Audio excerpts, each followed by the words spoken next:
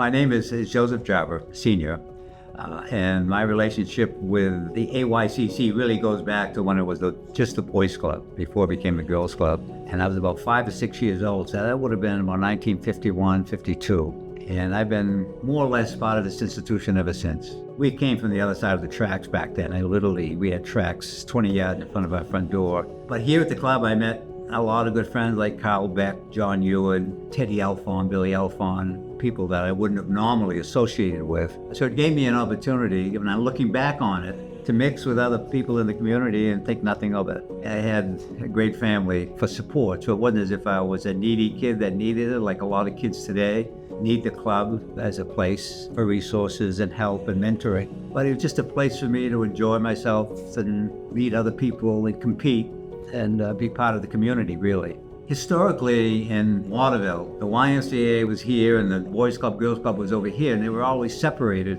And I always tried, when I was president of the YMCA, to get the institutions to cooperate in the programs they were giving. It just seemed crazy that we'd have competing institutions. Well, Harold Alfond moved that along by saying, listen, I'll build you a beautiful facility, but the two boards have to join. I mean, a lot of other communities would love to have the resources that we have, the opportunity, not just the building. I mean, the building has always been phenomenal, but the programs here, it's just been great seeing it grow and seeing Waterville be fortunate enough to have an institution like that here.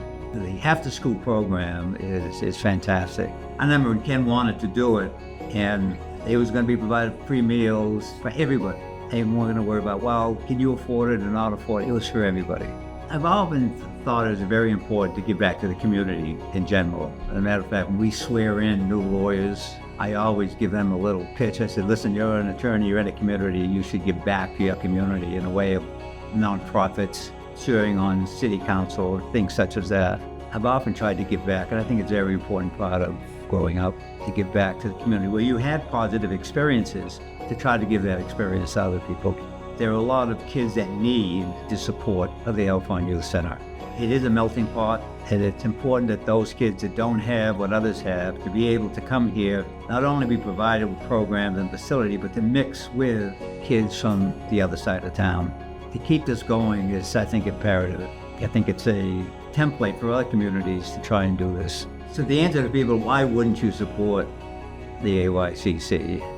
If you're going to support something that you feel is effective and gets something done and helps the community, and this is the place. It made a difference in my life, and it obviously can make a difference in a lot of children who don't have the support of the family that I have.